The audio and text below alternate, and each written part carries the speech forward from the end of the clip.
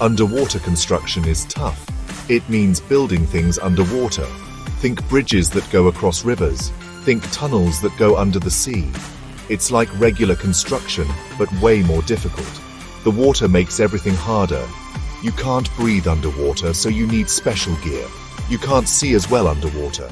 And the deeper you go, the more pressure there is. We build underwater for many reasons. One reason is to connect places. Bridges and tunnels let people travel faster. Instead of driving all the way around a river or ocean, you can go right over or under it. We also build underwater to get oil and gas. These resources are often found deep under the ocean floor. Offshore platforms are like giant towers that reach down to the bottom of the ocean. They help us get the oil and gas we need to power our cars and homes. The biggest challenge in underwater construction is the water pressure. The deeper you go, the more the water pushes down on you.